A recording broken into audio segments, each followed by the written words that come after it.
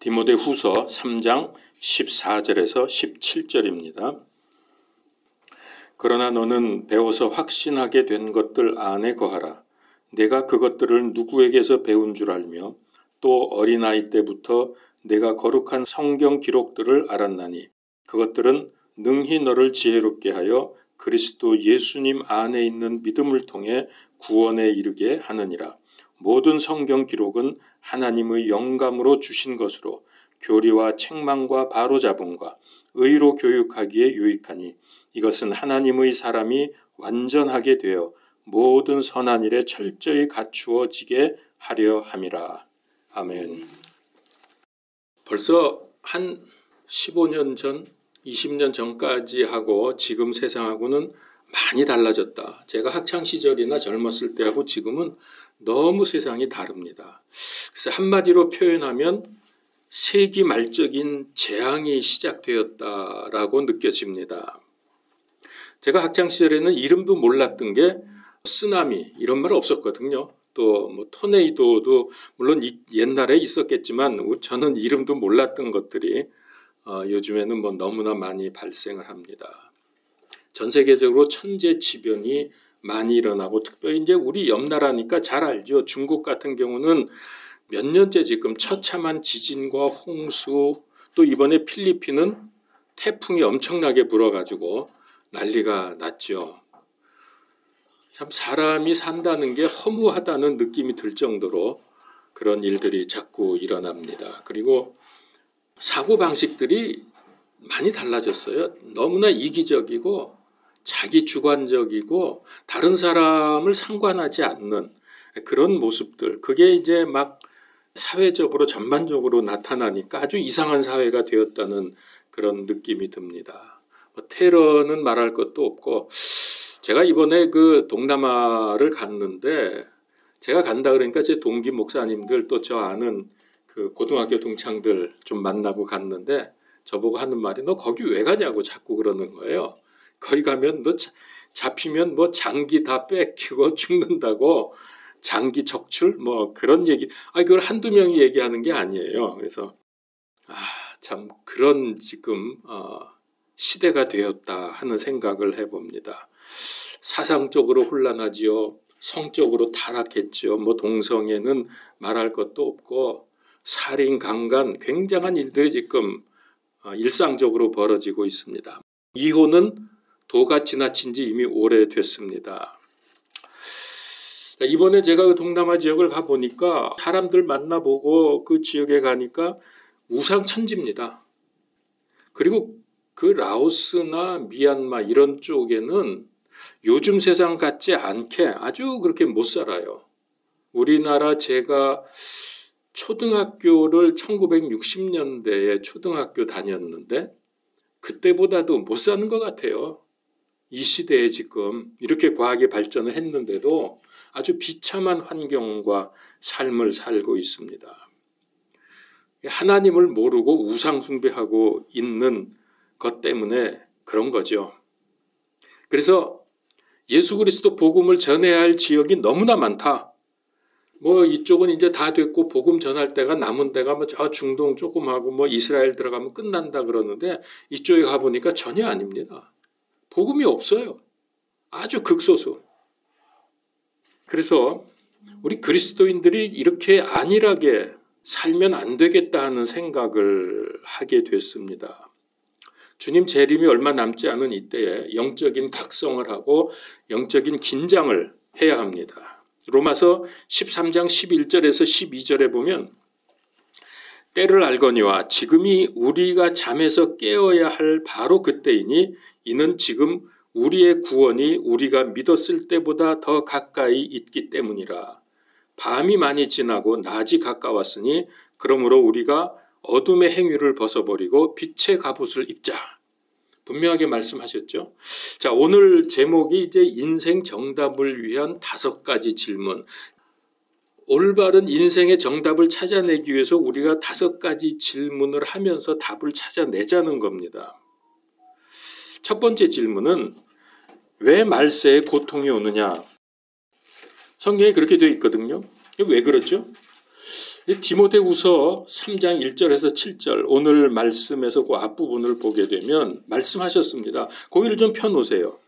디모데후서 3장 1절에서 7절에 보면 또한 이것을 알라 즉 마지막 날들의 위험한 때가 이르리라 하면서 이 고통이 오는 이유에 대해서 쭉 말씀을 하고 있습니다. 거기 보니까 2절에서 4절까지 보면은 사람들이 이기적이고 교만하고 신성모독하고 불순종하고 감사하지 않고 거룩하지 않고 애정이 없고 절제하지 않고 또 거짓말하고 사납고 선을 멸시하고 배신하고 고집이 세고 쾌락을 사랑한다. 이런 아주 많은 그런 목록들이 나오죠. 이게 이 세상의 삶을 고통을 주는 것들입니다. 그리고 이제 두 번째는 실제적으로 하나님의 능력을 모르기 때문입니다.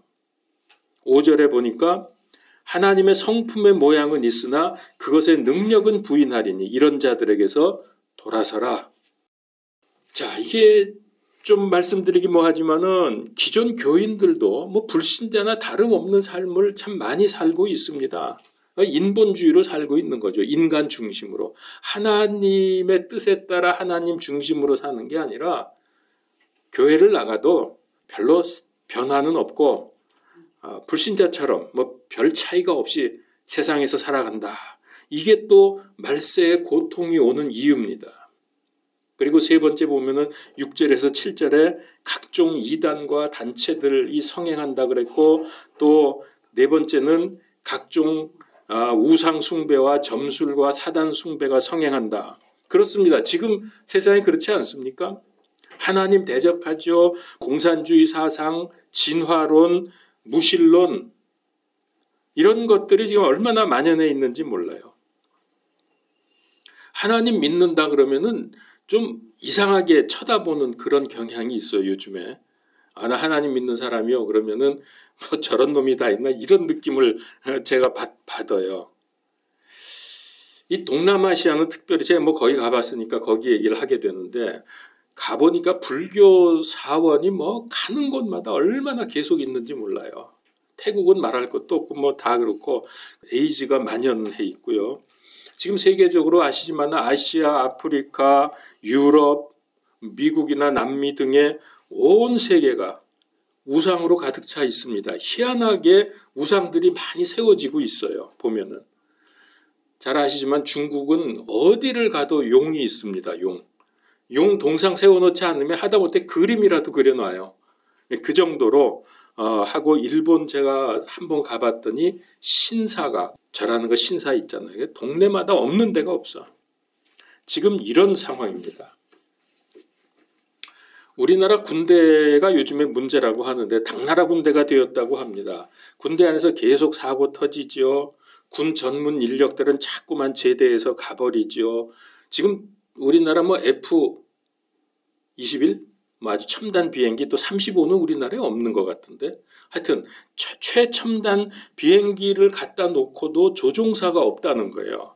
그래서 그냥 비행기가 서 있다는 거예요. 경험 많은 부사관들이 병장보다도 월급이 작아요. 그래가지고 다 울면서 군을 떠납니다. 그러니까 군대가 전문성이 없어지는 거예요. 그냥 1년 반 있다가 가버리면 끝이에요. 이런 사람들. 그래서 당나라 군대가 됐다 이렇게 말하는데 그래서 우리나라가 사람들이 머리가 좋아서 첨단 무기는 자꾸 만들어내고 잘하는데 그거를 운영할 능력이 없다는 겁니다. 사람들이 너무 부족한 거예요. 이외에 많은 문제들이 얼마나 가득한지 알 수 없는 지경이 되어버렸습니다. 왜 이렇게 됐고 과학이 발달하고 사람들 머리가 깨어나는데도 불구하고 왜 문제는 점점 더 많아지느냐? 왜 세상은 살기 어려워지느냐? 이유는 간단합니다. 머리가 나빠서가 아니에요. 드러나는 현상만 해결하려고 하니까 그게 안 돼요. 왜냐하면 생각들이 서로 다르니까. 반대로 생각하는 사람들이 많기 때문에. 오늘날 이런 일들의 가장 근본 영적 문제를 모르고 즉 복음이 없기 때문에 드러나는 현상만 가지고 해결하려고 하니까 답이 없습니다. 이게 오늘날 세상의 문제입니다. 인생 모든 근원의 문제, 창세기 3장에 보면은 하나님을 떠났습니다.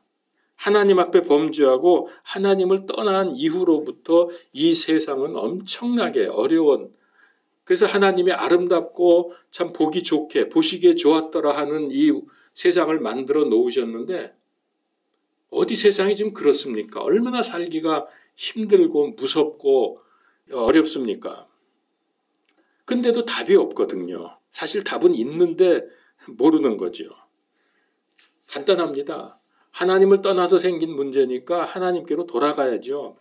그러지 않고는 아무리 우리끼리 인간끼리 싸우고 따지고 뭐 논리를 펴도 해결이 안 되는 거죠. 이걸 몰라요, 사람들이. 그래서 말세에는 고통이 온다. 자, 큰 두 번째로 아주 중요한 세 가지 질문을 하겠습니다. 가장 기본적인 첫 번째 질문은 정말 하나님이 살아 계시는가? 왜 사람들이 하나님이 없다고 하면서 믿지를 않는지, 그 이유가 뭡니까? 제가 금요일 날 에클레시아 들어가서 이제 예배를 드리는데 그 전날 목요일이 수능이었어요. 나는 이제 그래도 금요일이니까 되는가 보다 하고 출발해서 갔는데 연락이 와서 가는 도중에 영어 선생님이 오늘 어제 수능을 봐서 애들이 안 모입니다 그러더라고요. 그래서 어떻게? 이거 다시 돌아가나 어떡하나 이러다가 저하고 이제 고등학교 동창 친한 친구가 하나 있어가지고 그 친구한테 연락을 했어요. 야, 우리 지금 만나자 그랬더니 자기 시간이 있대. 그래서 나와서 둘이 만났어요. 그 친구는 불신자입니다. 이런 얘기 저런 얘기 하다가 저보고 야 임마 너 목사잖아 그러면서 아주 걔는 말을 그런 식으로 해요. 자기는 하나님을 믿을 수가 없다는 거예요. 하나님이 정말 살아계시면 왜 세상이 이 모양으로 돌아가냐. 아주 딴에는 굉장히 정의롭습니다. 그러면서 나쁜 놈들이 더 지금 잘 살고 잘 먹고 바르게 살려고 그러면 이게 일반적으로 왜 불신자들이 많이 하는 질문을 저한테 하더라고요. 그건 뭐 답해봤자 소용이 없지만은 그래도 안 할 수가 없어서 제가 답을 했습니다. 네가 더 나쁜 놈이야. 내가 그랬거든요. 한마디 딱 했거든. 다른 사람들 나쁜 놈들 왜 저렇게 잘 사냐 그러는데 알고 보면 자기가 더 나쁜 놈이에요. 우리 다 그러잖아요. 근데 그걸 몰라요. 남들만 나쁘고 그러니까 하나님이 없다는 거예요. 이런 논리를 펴더라고요. 그래서 왜 하나님을 믿지 않는가? 하나님이 없다고 생각하는가? 첫 번째 이유는 눈에 안 보여서 그래요. 하나님이. 하나님 있으면 보여달라 그러면 믿겠다. 뭐 이런 사람 좀 많습니까? 근데 수준이 얼마나 낮은 질문인가를 자기도 몰라. 정말 중요한 거는 우리 육신의 눈으로 보이지 않습니다. 중요하지 않은 것만 보이는 거예요. 뭡니까? 사랑, 은혜, 기쁨, 생명 이런 거 눈에 보입니까? 근데 이게 진짜 중요한 거잖아요. 무슨 뭐 돈, 뭐 이런 거, 육체 뭐 이런 물건. 하나님을 물건 취급합니까? 두 번째는 그 얘기입니다. 하나님이 있다면 저 나쁜 놈들이 왜 저렇게 잘 먹고 잘 살 수 있느냐? 하나님을 부정하죠. 자기가 더 나쁜 놈인 걸 모르고. 세 번째, 이게 이제 또 심각한 문제입니다. 이 우주 만물이 자연적으로 생겼다는 거예요. 자연적으로. 우연히. 그러니까 우연이라는 말을 쓰죠. 여러분, 진화론과 창조, 이거가 얼마나 지금 첨예하게 대립되어 있는지 아마 이쪽에 관심이 있으면 이게 무지하게 지금 싸우고 있는 중입니다. 저는 이런 얘기 나올 때마다 하는 얘기가 있어요. 야, 그 간단한 망치 하나도 100만 년, 1000만 년 지나면 쇳가루가 모이고 나무가 어떻게 돼가지고서 깎여가지고 그 모양이 딱 다듬어져서 딱 결합이 돼서 저절로 망치가 된다고 생각하냐? 있을 수 없는 일이죠. 여러분, 시계 부속품을 그게 뭐 만들어지는 것도 우연이라고 할 그런 말도 안 되지만은 톱니바퀴나 바늘이나 이런 부속품들이 모여져 가지고 통 속에 넣어서 막 흔들었더니 한 100만 년쯤 흔들었더니 어느 날 시계로 조립이 되었다. 가능합니까? 근데 이걸 믿어요. 우연이라는 걸 믿는 거예요, 이 사람들이. 그러고서 자기들이 잘났대. 그래서 여러분 이거 아셔야 돼요. 이게 이제 밖에 나가서도 혹시 이제 써먹을 때가 있을 거야. 진화는 론입니다. 진화론. 그러나 창조론이라고 말하는 건 틀린 말이에요. 론이 아닙니다. 창조는. 그냥 창조지. 왜 그러냐 하면 이제 그 과학에서 세 가지 단계가 있습니다. 가설이 있고 이론이 있고 법칙이 있습니다. 가설은 뭐냐면은 전혀 증명도 안 되고 그냥 자기 머리로 이건 이렇게 하면 이렇게 될 거야. 이런 결과가 나올 거야 하고 생각하는 걸 가설이라고 그래요. 아무런 그 증명이나 이런 게 되지 않은 상태입니다. 그런데 그 가설을 놓고서 연구하고 실험하고 뭐 이렇게 해봤더니 상당히 들어맞아. 아니면 이제 버리겠지만은 근데 아직도 문제는 많아. 그래서 예외도 있지만은 꽤 들어맞는다. 그러면 그게 론이 되는 거예요. 이론. 그게 진화론입니다. 론이라는 게 그런 거예요. 이론. 근데 그걸 가지고 계속 연구하고 애를 썼더니 어떤 결과가 나오는데 이거는 절대로 예외가 없어. 완전해요. 그러면 그 법칙이 되는 거예요. 그러니까 우리가 하는 대로 만유인력의 법칙 그러면은 서로 잡아다니는 힘이 있다는 거 아닙니까? 여러분 사과를 하늘로 던져보세요. 한 100만 번쯤 던지면은 한 번은 하늘로 올라갈 수 있습니까? 예외가 없어요. 다 떨어져요 밑으로. 왜? 지구가 잡아당기니까 서로. 그래서 이건 법칙이 되기 때문에 만유인력의 법칙이라고 말하는 거예요. 여러분 창조는 론이 아닙니다. 창조는 그럴 수도 있고 아닐 수도 있다 그럴 때 론이지. 이거는 그냥 창조 법칙이고 창조 자체입니다. 근데 우리 기독교인들도 자꾸 뭐 창조론 그러는데 그거 틀린 얘기입니다. 여러분 지난 여름에 얼마나 더웠습니까? 말도 못하게 더웠죠. 9월 말까지도 하도 더우니까 여러분 추석 얼마나 덥게 지냈어요. 더우니까 이건 뭐 겨울이 안 오나 좀 시원해지지 않나 그랬는데 9월 말 딱 지나니까 온도가 뚝뚝뚝 떨어지네. 지금은 이제 겨울 문턱까지 왔잖아요. 그러니까 지금 마지막 때 어떤 그 기후의 변화 때문에 그런 일이 벌어지는데 하나님이 정하신 이 계절의 법칙은 변함이 없어요. 때가 되면 다 가을이 오고 겨울이 오고 또 내년 보세요. 이제 봄 오고 이게 지금 수천 년 계속돼도 전혀 예외 없이 그냥 이대로 진행이 되고 있습니다. 근데 이런 것들을 그냥 우연히 됐다라고 믿는 사람들이 정말 놀라운 믿음입니다. 그런 사람은. 믿음이 좋으면 그걸 우연이라고 믿는 것 같아요. 온 우주가 아주 질서정연하게 움직입니다. 특별히 태양계를 보세요. 태양계가 정확히 돌아가죠. 지구가 태양을 한 바퀴 도는 거리가 얼마냐 하면 제가 찾아보니까 9억 4천만 킬로미터입니다. 이 태양을 한 바퀴 도는 거리가 9억 4천만 킬로미터인데 그 한 바퀴를 도는데 걸리는 시간이 365일 5시간 48분 46초입니다. 이거는요 수천 년 지나도 변함이 없어요. 정확합니다. 지구의 자전도 한 바퀴 지구가 스스로 도는데 24시간이 걸립니까? 1시간이라는 거를 어떻게 정했냐면은 지구가 한 바퀴 도는 거를 24수로 쪼개서 그걸 1시간으로 정한 거예요, 사람들이. 근데 지구 둘레가 4만 킬로가 넘습니다. 그렇기 때문에 한 바퀴 돈다 그러면은 4만 킬로를 돈 거거든요, 이게. 이렇게 제자리로 다시 오려면은. 이걸 시속으로 24수로 나눠보니까 시속 1667km입니다. 여러분 이 속도가 어느 정도로 빠른지 아시죠? 여러분 태평양 건너가는 미국 가는 비행기가 제가 그 비행기에서 이렇게 나오는 거 보면은 보통 시속 800km에서 빨리 가면 900km 정도 나옵니다. 근데 지구가 자전하는 속도는 1667km. 무시무시한 속도죠. 여러분 근데 지구가 돌아서 멀미해 본 적 있나요? 그 왜 놀이터 가면 뺑뺑 도는 거 타고서 도는 거 그거 조금만 빨리 돌려도 막 어지러워서 난리 치잖아요. 사람이란 게. 근데 지구가 그렇게 빨리 도는데 전혀 멀미를 안 느껴요. 얼마나 정확하게 도는지 모릅니다. 뭐 생명의 신비는 더 말할 것도 없지만 뭐 이 정도만 하겠습니다. 어떻게 이게 우연히 정확하게 돌아간다. 우연히 이렇게 됐다. 와, 그 믿음 대단한 믿음입니다. 저는 참 좋아하는 찬송가 중에 두 가지를 얘기하면 주 하나님 지으신 모든 세계 그거하고 참 아름다워라 주님의 세계는. 여러분, 이 하나님을 인정하고 이 세상을 보면 이 찬송가가 저절로 나와야 정상입니다. 그러지 않아요? 너무나 놀랍지 않습니까? 나만 놀라운가? 하여튼 생각할수록 대단합니다, 이게. 근데 이걸 우연히 모든 게 다 이렇게 됐다. 와, 정말 그 사람은 대단한 강심장이다. 그렇게 생각을 합니다.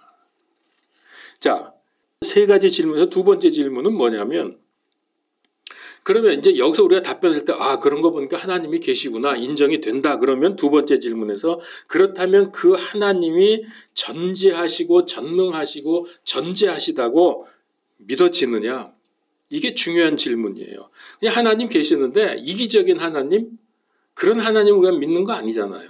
이방신들, 이 우상신들은 이기적입니다. 그래서 인간이 고생해야 되고 뭘 자꾸 갖다 바쳐야 조금 소원 이루어지고 그러는 식으로 말하는데, 하나님은 그런 분이 아니잖아요. 오히려 우리를 위해서 자기 생명을 내어주신 분이잖아요. 그 하나님을 믿느냐 이거예요. 전에는 빅뱅 이론이라는 게 있었습니다. 이 우주가 어느 날 아주 조그만 요런 게 갑자기 대폭발이 일어나서 갑자기 순식간에 우주가 만들어졌다. 이걸 누가 믿어요? 근데 그게 거의 정설로 되어 있었어요. 이거 빅뱅 이론이라 그러죠. 아마 들어보셨을 겁니다. 요즘에는 그걸로 도저히 말이 안 되니까 또 무슨 얘기가 나오냐면 지적 설계자라는 말이 나옵니다. 이게 이제 더 대세가 됐어요. 빅뱅 이론 요즘에 별로 말 안 합니다. 그러니까 이 우주 만물 돌아가는 걸 보니까 뭔가 지적인 설계자가 설계했을 거다. 여러분, 이게 뭘까요? 지적인 설계자가? 이게 하나님이잖아요. 아니, 누가 어떤 존재가 이 우주를 설계하고 이렇게 만들 수가 있어요. 그걸 지적 설계자라고 하는 이유가 제가 생각해 보니까 결국은 이게 하나님인데 하나님을 인정하고 싶지 않거든. 그러니까 이런 용어를 쓰는 거예요. 지적 설계자. 참나, 이렇게 사람들이 마음이 강팍해요.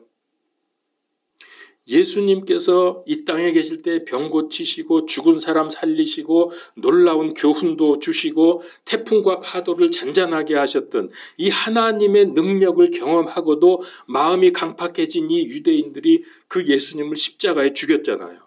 그렇게 그 놀라운 일들을 하셨는데도 그런 일들이 뭐를 의미하냐면은 그런 병 고침이나 죽은 자 살리고 뭐 이런 파도 잔잔하게 하고 이 모든 것은 한 가지예요. 예수님이 하나님이라는 것을 보여주시는 거다. 그러니까 예수님이 이런 걸 보여주면서 내가 하나님이야, 나를 믿으면 돼 라고 하는 것을 보여주었는데 죽였잖아요. 그냥 십자가에다가.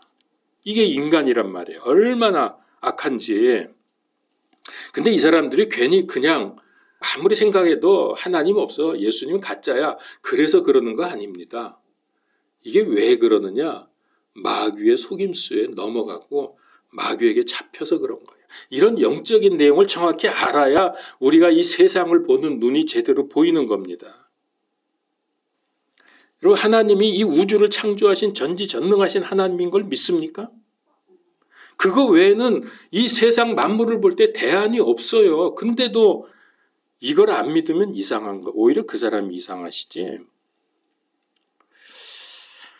세 번째 질문. 이 하나님께서 이 우주 만물을 창조하시고 전지전능 전제하신 하나님께서 지금 나와 함께 하시는 것을 믿습니까? 이게 임마누엘입니다. 임마누엘 신앙. 우리와 함께 하시는 하나님. 여러분, 제가 지금 세 가지 질문을 했죠. 가장 먼저 하고 가장 중요한 질문이 뭐냐 했을 때 세 가지 질문을 했습니다. 이 세 가지 질문에 대해서 정확하게 올바르게 응답을 한다면 그 사람은 세상에서 어떤 세기 말적인 사건이나 현상이 일어나도 괜찮습니다.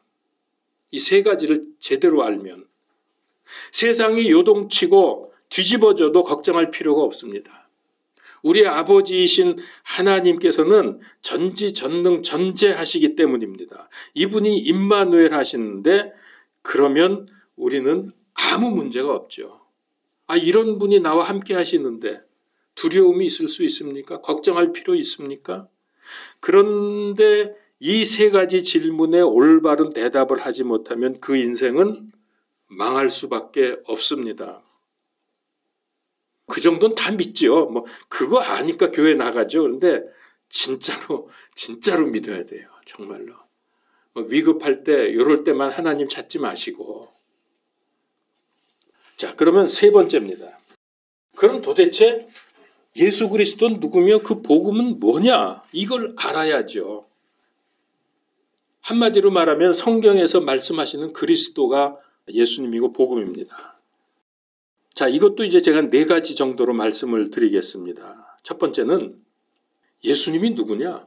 온 세상과 온 인류 또 성경에서 기다리던 메시아, 즉 그리스도가 예수님입니다. 사도행전 2장 36절, 또 5장 42절, 9장 22절 쫙 나옵니다. 두 번째, 예수님이 그리스도이신데 이분이 십자가에서 죽으시고 부활하심을 통해서 마귀의 일을 완전히 멸하시고 지금도 살아서 우리 가운데 역사하신다는 거죠. 그래서 이 예수님은 2000년 전의 예수님이 아니라 어제나 오늘이나 앞으로 영원토록 동일하신 분이다. 히브리서 13장 8절의 말씀입니다. 자, 세 번째. 그러면 이 그리스도께서 지금도 역사하신다는데 어떻게 역사하신다는 거냐? 아니, 뭐 하늘로 올라가지 않았나? 뭐 이제 이런 생각을 하게 되죠. 여러분, 이분은 지금도 우리와 함께 계십니다. 예수님 믿고 영접한 사람들에게 예수님의 영, 성령님으로 내 안에 내주하시고 나를 인도하시고 역사하심으로 당신의 권세와 축복을 누리게 하십니다. 이게 성령님의 역사입니다. 요한복음 14장 16절 17절 뭐 이렇게 쭉 나옵니다. 제가 한두 구절만 말씀을 드립니다. 네 번째, 이분이 앞으로 다시 오십니다. 우리의 구원을 완성하시고, 여러분 지금은 우리 구원 완성되지 않았습니다. 간단히 말씀드리면 지금은 우리가 구원이 보장된 상태입니다. 그러나 완성되진 않았습니다. 구원이 보장됐어요. 그러나 우리 주님께서 다시 오심으로 해서 구원을 완성하시고 그래서 우리를 하나님 나라로 데려가시는 거죠. 그게 완성이죠. 완성하시고 세상을 심판하시는 만왕의 왕, 만주의 주로 재림하십니다. 이게 복음이에요. 큰 네 번째. 왜 예수님이 인생의 정답인가? 자꾸 교회 가면 예수 믿으라 그러죠. 저는 옛날에 어렸을 때 잘 몰랐을 때는 자꾸 예수님 믿으라 그러니까 난 하나님 믿지 예수님 말고 하나님 믿을 거예요. 근데 그런 적이 잠깐 있었어요. 아무것도 몰랐을 때. 예수님이 하나님이시거든요. 왜 예수님이 정답입니까? 성경에 나옵니다. 첫 번째는 하늘과 땅의 모든 권세가 예수님께 주어졌기 때문입니다. 마태복음 28장 18절. 예수님께서 그들에게 오셔서 말씀하여 이르시되 하늘과 땅에 있는 모든 권능이 내게 주어졌느니라. 두 번째, 마귀 유혹으로 망했던 우리 인생이 예수 그리스도를 믿음으로 구원받고 하나님의 자녀가 되는 인생 근본 문제를 해결하셨기 때문에 그분이 정답입니다. 요한복음 19장 30절에 보면 십자가에서 마지막에 숨 거두시기 직전에 다 이루었다라고 말씀을 하셨습니다. 제가 여러분 쭉 지금까지 말씀드린 거 성경을 가지고 이야기를 하면서 영적인 부분 빼놓고는 할 말이 없어요. 여러분 영적인 걸 아셔야 돼요.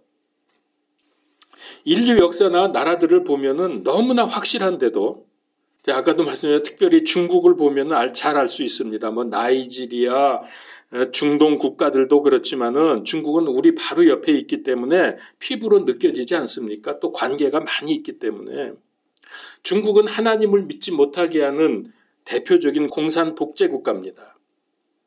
경제가 급속도로 성장했죠. 몇 년 전까지 엄청나게 성장을 했는데 그 큰 나라가 몇 년 전부터 자꾸 다운됩니다. 망하기 시작을 합니다. 여러분 그 이유를 아십니까? 왜 그렇게 잘 나가던 중국이 요즘 와서 이렇게 헤매고 있습니까? 동영상 보셨죠? 기독교를 말살하기 위해서 교회에 불 지르고 기중기 동원해가지고 십자가 꺾어버리고 건물 다 부셔버리고. 동영상 보셨습니까? 그게요 2018년 무렵입니다. 그러니까 코로나가 시작될 무렵인가 그때인가 하여튼 그랬어요. 저도 그랬지만 그 모습을 본 우리 그리스도인들은 분노했습니다. 저러다가 저 하나님께 벌 받지 이러면서 분노를 했었거든요. 그게 2018년 무렵이라는 말입니다. 바로 그 다음에부터 중국의 태풍과 우박과 지진, 질병, 경제가 무너져 내려갑니다. 근데 아무리 그래도 몰라. 이게 왜 그런지를 몰라. 그러니 참 불쌍하고 답답하고 안타깝지만은 어쩔 수가 없잖아요. 오히려 그렇게 말하면은 조롱하니까 그런 게 어딨냐고. 지금도 중국은 기독교를 그렇게 핍박을 합니다. 이제 내년 제가 4월 달쯤에 이제 중국에 들어갈 계획을 가지고 있는데 어떻게 될지 모르겠어요. 그때 풀릴 가망성은 없고 중국 선교사들이 다 쫓겨나서 지금 그 동남아 쪽으로 많이 내려와 있거든요. 현재 태국에도 많습니다. 태국, 미얀마, 그다음에 베트남 우리 한국 선교사들 많이 갔어요. 중국에서 쫓겨나가지고. 그래서 내년 4월 달에 들어갈 계획인데 글쎄 하여튼 저는 하나님이 지켜주실 거고 죽으면 죽으리라 하고 이제 생각을 하고 있는 중입니다. 참 답답합니다. 성경이 말씀하시는 마지막 때 현상이니까 어쩔 수는 없지만은 지금 이런 일들이 전 세계적으로 확산되면서 전 세계적인 현상으로 나타나고 있다는 겁니다. 말세인 게 확실히 틀림없어요. 잘 생각하셔야 돼요, 여러분들. 자, 5번째 마지막 질문입니다. 자, 우리가 예수님이 정답이라는 것을 지금까지 쭉 말씀을 드렸습니다. 그러면 그걸 예수님이 정답인 걸 알았으면은 그 정답을 우리 인생에서 누려야죠. 그냥 맞아, 예수님 맞아. 그리고 끝. 그럼 뭐 하겠어요? 그래서 이 마지막 질문이 우리에게 적용을 하는 중요한 질문입니다. 자, 첫 번째로 우리가 성경에서 모든 걸 답을 찾아야 됩니다. 성경에 많은 말씀들이 있는데 가장 중요하고 분명하고 확실한 사실은 우리 인간들이 마귀에게 속아서 하나님을 반역하고 떠났지만 인간 스스로는 도저히 해결할 수 없는 문제에 빠진 거죠. 하나님께로 돌아갈 수가 없습니다. 스스로는. 이런 영적인 문제를 근본적으로 해결해 주신 분이 예수님 아닙니까? 그래서 우리는 지옥 가야 되는데 천국으로 옮겨진 사람들 아닙니까? 이게 영생이고 영복이잖아요. 예수님 믿고 영접하는 것이 하나님의 자녀가 되는 유일한 길입니다. 요한복음 1장 12절. 왜냐하면 예수님이 하나님 만나는 길이고 진리고 생명이기 때문입니다. 요한복음 14장 6절. 예수 그리스도 외에는 세상에 구원받을 다른 이름이 없습니다. 사도행전 4장 12절. 특별히 여러분 마귀에게 잡히거나 현저하게 왜 발작하는 사람들이 있잖아요. 막 거품 품기도 하고 그런 사람들은 금방 그게 나타나요. 예수님 영접하는 순간 곧바로 치유되기도 합니다. 근데 이런 일들은 선교 현장에 가보면은 많이 나타나는 예수님의 능력입니다. 선교사님들이 이런 간증들을 많이 하거든. 한국에 오면은 안 돼. 근데 현장 가서 기도하면은 일은 안 되는 거예요. 정말 그렇습니다. 몸이 약한 사람들, 아픈 사람들이 약 먹으면 효과를 금방 보잖아요. 근데 이제 건강한 사람은 먹으나 안 먹으나 똑같아요. 그러니까 안 먹게 돼 비타민제니 영양제 이런 거 좋다는 거. 근데 몸이 약하고 힘든 사람들은 먹으면 탁탁 느껴진다 그래요. 그래요. 이것도 영적인 부분도 그렇습니다. 너무나 마귀한테 시달리고 힘들어하고 고통받던 사람은 딱 예수님 영접하는 순간 그게 딱 회복되는 게 느껴집니다. 이걸 우리가 인정을 해야 돼요. 제가 오래전에 들었는데 여중생이 어렸을 때부터 마귀와 동거해 왔답니다. 책을 펴면은 책갈피에 마귀가 보여요. 책 덮으면은 벽에 가서 붙어 있대요. 그리고 학교 가면 학교까지 따라온대. 그래가지고 얘가 심한 불면증에 걸려 있습니다. 여러분, 이런 증세를 가지고 아무리 병원 가고 입원을 한다고 해서 고쳐질 것 같습니까? 안 돼요. 이런 거는 예수님 믿고 영접하면서부터 치유가 시작이 됩니다. 왜냐하면 예수님 영접하면 예수님의 영이신 성령님께서 내 안에 들어오시기 때문에. 성령 내주. 요한복음 14장 16절. 내가 아버지께 구할 터인즉 그분께서 다른 위로자를 너희에게 주사 그분께서 영원토록 너희와 함께 거하게 하시리니. 고린도전서 3장 16절. 너희가 하나님의 성전인 것과 하나님의 영께서 너희 안에 거하시는 것을 너희가 알지 못하느냐. 예수님을 영접하고도 누리지 못하면 마귀가 더 공격합니다. 네가 감히 나를 배반하고 예수님을 믿어? 그런 사람은 두 가지 현상이 나타나요. 믿기는 믿는다고 하는데 신앙생활이 매가리가 없어. 전혀 매가리 없이 그냥 헤매고 다니는 거예요. 그러지 않으면 마귀에게 집중적으로 시달립니다. 그래서 우리가 영접한 예수님, 그 성령님을 통해서 이 놀라운 복을 누려야 된다는 거예요. 그건 못하면 마귀가 더 공격한다니까. 그러려면 어떻게 됩니까? 그래서 두 번째로 하나님의 말씀인 성경을 바로 알아야 됩니다. 오늘 말씀이죠. 디모데후서 3장 14절에서 17절. 그러나 너는 배워서 확신하게 된 것들 안에 거하라.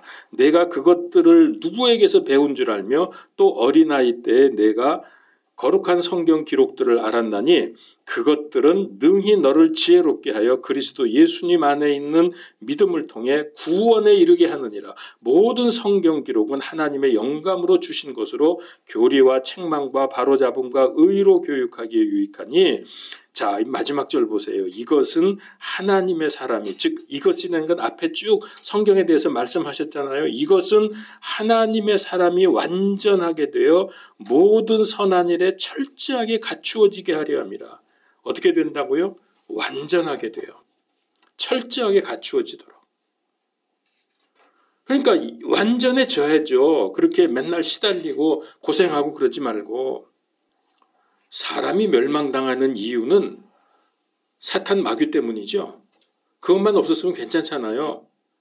근데 인간이 망하는 것에 대해서 해결 방법을 가르쳐주는 책은 오직 이 세상에 수백억 권이 있는 책이 얼마나 많습니까? 뭐 1년에 세계에서 발행되는 책이 뭐 몇십억 권이라 그러는데 아무리 많아도 성경 한 권밖에 없어요. 이 문제 해결해 주는 걸 알려주는 책은. 그래서 하나님의 말씀을 배우고 확신을 가져야 합니다. 그게 14절이에요. 자, 그래서 예수님은 그리스도다. 예수님은 구원자이고 메시아이시다라는 것을 믿고 고백을 해야 합니다. 마태복음 16장 16절에 주는 그리스도시요 살아계신 하나님의 아들이십니다. 요한복음 20장 31절 이것들을 기록하면 이것들을 기록하는 건 성경을 말하는 겁니다. 성경을 기록한 것은 예수님께서 하나님의 아들 그리스도이심을 너희가 믿게 하려 하며 또 믿고 그분의 이름을 통해 생명을 얻게 하려 함이라. 히브리서 11장 6절 믿음이 없이는 하나님을 기쁘게 하지 못하나니 그분께로 가는 자는 반드시 그분께서 계시는 것과 또 그분께서 부지런히 자신을 찾는 자들에게 보상해 주시는 분이심을 믿어야 하느니라. 그래야 누리죠, 이 예수님을. 나 믿었어. 그리고 교회 왔다 갔다 하면 그 예수님의 능력이 나를 통해서 나타나는 게 아니에요. 그러면서 그리스도를 더욱 깊이 알아가야 합니다. 나 이 정도 믿었고 알았으면 교회 수십 년 다녔는데 그거는 아니에요. 왜냐? 요한복음 5장 39절에 성경 기록들을 탐구하라. 이게 탐구하라 그래서 연구하라는 거죠. 너희가 그것들 안에서 영생을 얻는 줄을 생각하거니와 그것들이 곧 나에 대해서 증언하는 것이니라. 그러니까 예수님을 영접하고 그분의 전능하신 능력이 내 삶을 통해서 나를 통해서 나타나고 내가 누리려고 하면 말씀을 연구하고 그래서 그분을 더 깊이 알아가서 어느 정도로 알아가야 되느냐? 그리스도의 장성한 분량에까지 알아가라 그랬잖아요. 그러면서 누리는 겁니다. 그리고 이제 세 번째로 이 말씀을 붙들고 기도하는 것입니다. 기도하라는 말씀은 성경에 하도 많이 나오니까 요한복음 14장 14절, 15장 7절, 16장 24절 뭐 무수하게 많습니다. 근데 여러분 기도를 잘 하셔야 돼. 기도하라, 기도해야지. 하나님 뭐 잘 되게 해주시고 이번에 사업 잘 되고 어쩌고 뭐 내가 뭐 하는데 여러분 그런 기도는요 하나 많아요. 그건 이미 안 해도 하나님이 다 아신다 그랬어요. 그거 하느라고 시간 보내지 마시고 짧아도 확실하고 정확하게 기도를 하셔야지. 뭘 기도하면 되냐? 먼저 하나님의 나라와 의를 구하세요. 어떻게 저는 그래서 이 하나님의 나라고 구하는 기도를 이렇게 합니다. 그러니까 핵심은 이거예요. 나를 통해서 하나님의 뜻이 이 땅에서 이루어지시옵소서. 나를 사용해 주시옵소서. 그래서 나를 사용해서 하나님의 계획대로 나를 써주세요. 이게 내 기도의 핵심이고 거의 답니다. 그러면 그 밖의 모든 것은 하나님이 다 아시고 해결해 주신다고 했잖아요. 그거 뭐 주변적인 거 자꾸 기도하고 핵심적인 거 안 하면 뭐해요? 그렇게 하면 어떻게 됩니까? 말씀이 정확해졌죠. 그 말씀 붙들고 기도하죠. 그러면 그게 성령 충만이에요. 무슨 뭐 이상한 거 뭐 소리 나고 안수하고 이런 게 성령 충만한 게 아니고 말씀과 기도가 정확하게 되면 그 사람이 성령 충만한 사람입니다. 그 다음에 뭐 당연히 할 게 있죠. 뭐 해야 돼요? 뭐 여러 가지 하나님께서 은사를 주시겠지만은 그렇게 해서 성령 충만해지면 그리스도인이면 누구나 해야 될 일, 그리스도를 증거하는 것입니다. 사도행전 1장 8절 오직 성령이 너희에게 임하시면 너희가 권능을 받고 예루살렘과 온 유대와 사마리아 땅끝까지 이르러 내 증인이 되리라. 마가복음서 16장 15절 16절 그분께서 그들에게 이르시되 너희는 온 세상에 나가서 모든 피조물들에게 복음을 선포하라. 믿고 세례를 받는 자는 구원을 받으려니와 믿지 않는 자는 정죄를 받으리라. 그러니까 우리가 구원시킬 책임은 없어요. 복음 전할 책임은 있지만 그를 구원시킬 책임은 없어. 그건 그 본인의 자유의사고 나는 전해야 될 책임이 있어요. 그가 받으면은 내가 전하는 복음을 받으면 구원을 받으려니와 믿지 않는 자는 받지 않으면은 정죄를 받으리라 그랬어요. 멸망당하는 거죠. 자, 정리하겠습니다. 요약하면 제가 마지막에 그리스도의 복음을 어떻게 누리는가 그리고 어떻게 승리하는 인생을 살 수 있는가 세 가지입니다. 첫 번째, 예수님을 믿고 영접하라. 그리고 성경을 알아가라. 그래야 점점 더 많이 누려질 수 있는 거예요. 그리스도를 아는 만큼. 두 번째, 그거 붙들고 기도해라. 나를 통해서 하나님의 계획이 이루어지시옵소서. 나를 사용해 주시옵소서. 기도하시는 겁니다. 그의 말씀 붙들고 기도하는 거예요. 세 번째, 그리스도를 증거하십시오. 이 세 가지입니다. 여러분 간단하게 정리하시고 뭐 믿음 생활 어떻게 하냐, 복잡하냐, 어떻게 해야 믿음이 자라느냐, 믿음이 커지느냐, 뭐 이런 질문 많이 받습니다. 저는 목사니까 그러겠죠. 뭐 어떻게 해야 믿음 생활 잘하는 거냐, 어떻게 해야 믿음이 자라느냐, 커지느냐. 세 가지만 하세요. 성경대로 성경 알아가고 성경 공부하셔야 돼요. 매일 읽고 묵상하시고 그거 붙들고 그 오늘 읽은 말씀 붙들고 그 말씀이 나를 통해서 성취되도록 기도하시고 때를 얻든지 못 얻든지 그리스도 증거하시고 그런 믿음이 진짜로 자랍니다. 정말 자라요. 이렇게 얘기해 주면 또 한참 있다 와서 또 물어봐. 그거 안 했다는 얘기지. 기도하겠습니다. 하나님 감사합니다. 우리가 멸망당해야 될 죄인들이지만은 하나님께서 직접 이 세상에 사람으로 오셔서 우리의 죄를 없애주시기 위해서 믿는 자들을 위해서 십자가에서 죽으셨습니다. 그리고 부활하셨습니다. 이제 곧 다시 오신다고 하셨는데 우리가 어떻게 이 예수 그리스도의 놀라운 복음의 은혜를 누릴 수 있을지 분명하게 우리에게 말씀해 주신 것을 감사합니다. 확실하게 우리의 믿음이 세워지게 하시고 그리고 기도하게 하시고 증거하게 하여 주시옵소서. 예수 그리스도 이름으로 기도하옵나이다. 아멘.